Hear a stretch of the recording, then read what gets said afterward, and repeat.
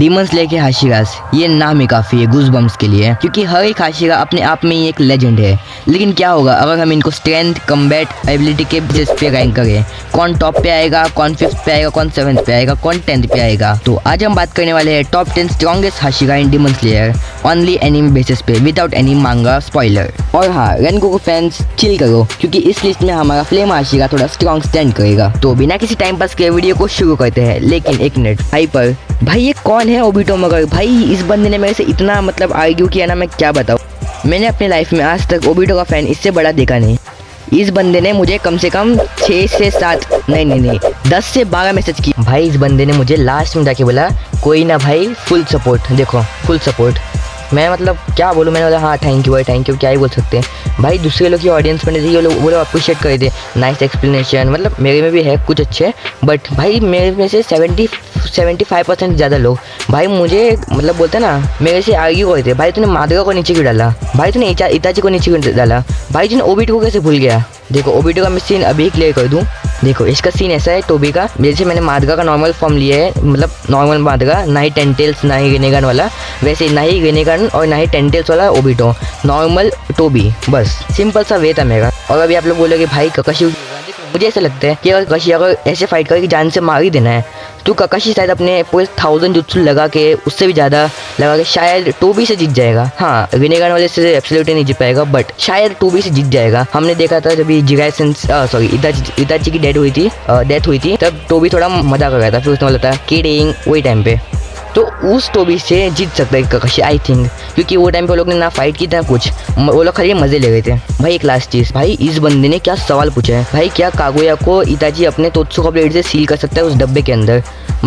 भाई हो सकता है ये चीज़, मुझे इसका जवाब नहीं पता, तो आप मुझे कमेंट करना है। देखो मैं कोई कमेंट के लिए नहीं बोल रहा हूँ, मुझे सच्ची में जेन्युइनली इसका आंसर चाहिए, तो कमेंट में छोड़ देना कैसा हो सकता है इताची अपने तोत्सुका ब्लेड से कागुया को सील कर सकता है। What ever you think, drop in comment. तो ज़्यादा टाइम पास ना करते हुए वीडियो में आगे बढ़ते हैं। तो नंबर 10 पे है शिनोबु कोचू। छोटी सी हंसी वाली एक डॉक्टर टाइप लगेगी, लेकिन भाई ये इंसेक्ट हाशिरा किसी भी डीमन को साइलेंट करने का काम करती है। हाँ माना शिनोबु की स्ट्रेंथ कम है, लेकिन उसकी पॉइजन बेस्ड फाइटिंग स्टाइल और उसकी स्पीड नेक्स्ट लेवल है। शिनोबु ने हमें ये सिखाया है कि बिना ज़्यादा ताकत लगाए, बिना चिल्लाए बिल्लाए भी डीमंस का काम तमाम कर सकते हैं। बट ये बंदी को पता नहीं क्यों डीमंस को डायरेक्ट स्वॉर्ड से मारना आता नहीं है, या फिर डरती है, मुझे इतना इसका कुछ सीन पता नहीं है। Let me know in comment क्या है इसका सीन, मैंने ज़्यादा कुछ रिसर्च की नहीं इसके बारे में, तो सॉरी। हाँ तो बैक टू टॉपिक, इसको डीमंस को अच्छे से मारना आते नहीं है शायद, इसलिए इसने ब्लेड को ऊपर लगा रखा है अपने स्वॉर्ड के इधर। और ये क्योंकि डीमंस को अच्छे से मार नहीं पाती डायरेक्ट स्वॉर्ड से, इसलिए 10 पे ठीक है। तो दैट्स इट शिनोबु के लिए। अब नंबर 9 को सुन के मोस्ट ऑफ द ऑडियंस शायद मेरे से अग्री नहीं करती होगी, आप बोलोगे यार 8 को 9 होना चाहिए था, 9 को 8 होना चाहिए था। पर नंबर 9 पे है टेंगेन उजुई साउंड हाशिरा। फ्लैशी एंट्री, बड़ा ही पर्सनैलिटी और एक्सप्लोसिव फाइटिंग स्टाइल। भाई टेंगेन उजुई ने एंटरटेनमेंट डिस्ट्रिक्ट में अपर मून 6 के अगेंस्ट जो फाइट दी है उसको आप कैसे बोल सकते हो। भाई वो इंसेंट फाइट दी है उसने उसको, without demon mark, Hashira mark, और बिना किसी टाइप के डीमन बने। भाई अपना टेंगेन उजुई मल्टीपल पॉइजन वुंड्स के बाद भी फाइट करता रहा, तो भाई इस बंदे के लिए थोड़ा तो रिस्पेक्ट बनता है।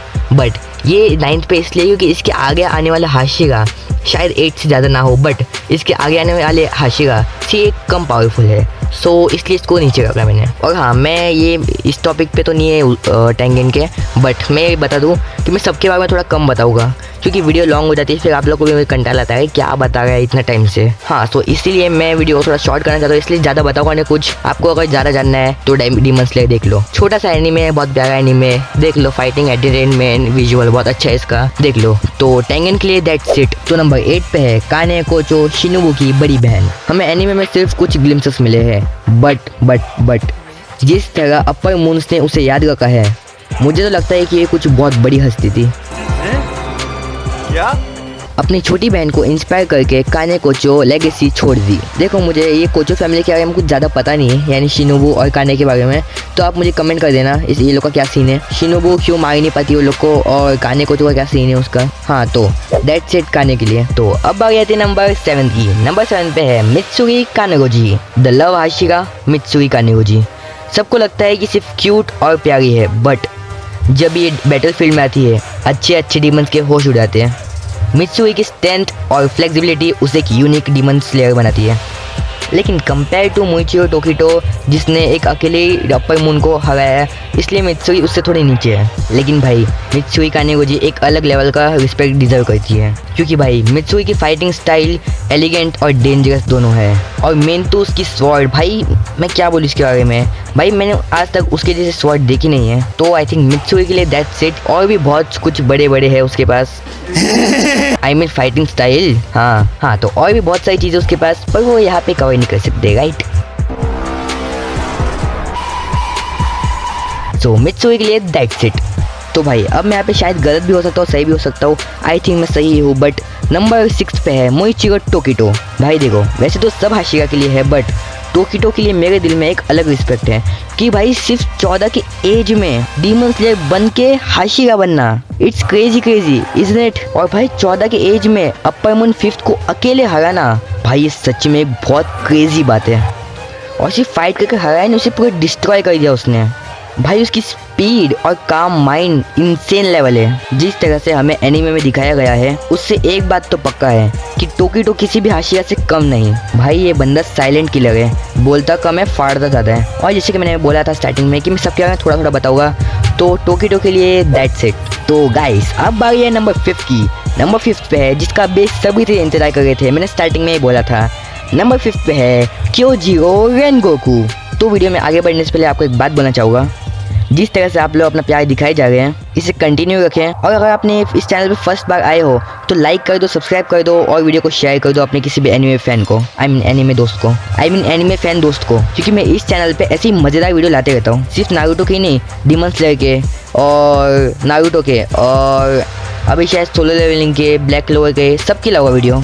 बट नारुतो के वीडियो थोड़े ज़्यादा आते हैं, तो ज़्यादा मैं यहाँ पे टाइम वेस्ट नहीं करूँगा। बस लाइक कर दो, सब्सक्राइब कर दो, कमेंट कर दो और अभी वीडियो में आगे बढ़ते हैं। चलिए आगे बढ़ते हैं। और लो आ गया हमारा फ्लेम हाशिरा।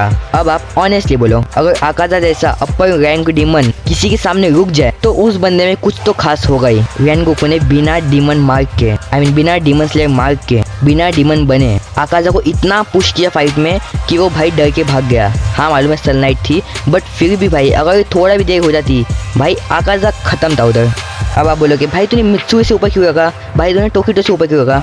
भाई देखो टोकिटो ने किसको हराया, तू थोड़ा सा अप्पर मून 5th को, थोड़ा जीवान लड़खड़ा गई, हम सारी। हाँ टोकिटो ने हराया अप्पर मून 5th को, और मित्सुई स्ट्रगल किसके सामने कर रही थी, अप्पर मून 4th के।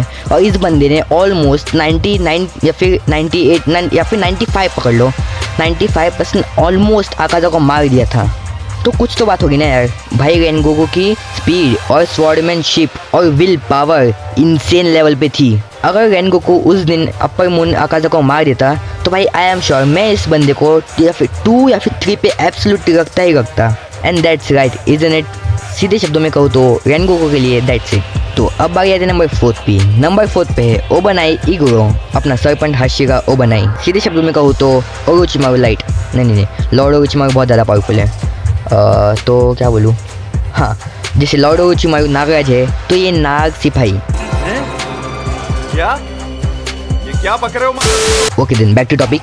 ओबनाई ये बंदा थोड़ा मिस्टीरियस है, लेकिन जब लड़ता है, जब बैटलफील्ड में आता है, साफ पता चल जाता है कि ये एक्सपीरियंस का मास्टर है। ओबनाई का फाइटिंग स्टाइल टेक्निकल है, फास्ट रिफ्लेक्स, लो ओपनिंग, सरपंच ब्रीदिंग अनऑर्थोडॉक्स है, इसलिए इसके सामने का ओपोनेंट हमेशा कंफ्यूज हो जाता है। एनिमे में इसने भी पूरा शाइन नहीं किया, लेकिन जो दिखा उससे क्लियर है भाई सीरियस थ्रेट है। तो हाँ ओबनाई इगुरो के लिए दैट्स इट। तो अब बारी आती है नंबर 3 की। भाई ये कैरेक्टर मुझे भी बहुत पसंद है, आपको भी बहुत पसंद है, आई नो। नंबर 3 पे है गियू टोमियोका द वाटर हाशिरा। सबसे काम, सबसे कंपोज और हर अटैक कैलकुलेटेड। भाई गियू ने एक ही स्लैश में रोई को उड़ा दिया था। जो तांजिरो जिसको मर रहा था उसको हराने के लिए, उसने गियू ने खाली एक स्लैश खत्म, मतलब ऐसे कि जैसे एक हाथ मार दिया बस। और एक छोटी सी बात बता दूं, लेटर उसने आकाजा के अगेंस्ट भी एक अच्छी पावरफुल फाइट बताई। भाई वाटर ब्रीदिंग का मास्टर है ये बंदा, और जब तांजिरो के साथ मिलता है तब कॉम्बो ओपी से ओपी बन जाता है। तो गियो के लिए दैट्स इट। सॉरी अगर मैं इसके बारे में ज़्यादा बोल नहीं पाया तो सो दैट्स इट। तो नंबर 2 पे है सानेमे शिनाजुकावा। सच्ची बोलो भाई लिटरली मुझे ये बंदा नहीं पसंद है।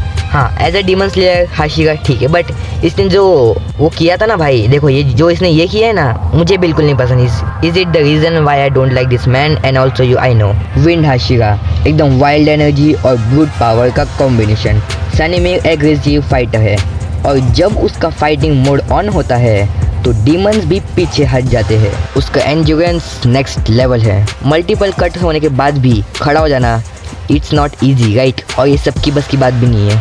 अब तक जो एनीमे में सानिमे के बारे में ग्लिम्पसेस मिले हैं उसके मुताबिक सानिमे इज अ बीस्ट। देखो सच्ची बोल तो मुझे इसके बारे में ज़्यादा कुछ पता नहीं है, एग्रेसिव है एक्सेट्रा जो भी है। हाँ पता है मांगा, लेकिन मांगा वाला मैं इधर नहीं बताऊंगा ना, वरना स्पॉइलर हो जाएगा। I know most of the audience ने अभी तक मांगा नहीं पढ़ा होगा, इसलिए मैंने उनके लिए ही ऐसी वीडियो बनाई है। तो हाँ बैक टू टॉपिक, सानिमे के लिए दैट्स इट। तो नंबर 1 पे है of course Gyomei Himejima the stone Hashira. भाई लिटरली ये एक मॉन्स्टर है, बट अच्छा वाला प्यारा वाला मॉन्स्टर। भाई फिजिकली सबसे स्ट्रॉन्ग और स्पिरिचुअली भी ग्राउंडेड। हमें एनीमे में इसके बारे में ज़्यादा जानकारी नहीं मिली, लेकिन जितने सीन्स मिले हैं उसमें उसकी प्रेजेंस ही अलग थी। और दूसरे हाशिरा भी एक्सेप्ट करते हैं कि Yomi is strongest among them. और जब अनएनिमस ओपिनियन हो तो भाई नंबर 1 रैंक क्राउन तो बनता है। देखो सच्ची में जितना बताया गया योमी के बारे में मुझे उतना ही ज्ञान है, और आपको भी। तो योमी के बारे में तो बैक स्टोरी इमोशनल ही है, लेकिन भाई एक और बात, भाई ये बंदा ब्लाइंड होके भी मतलब क्रेजी, भाई ये बंदा भूल जाता है कि मेरी आँख नहीं है। मैंने जो फाइट देखी थी ना इसकी और जाबुजा की, भाई नेक्स्ट लेवल थी वो। इसलिए योमी के लिए दैट्स इट।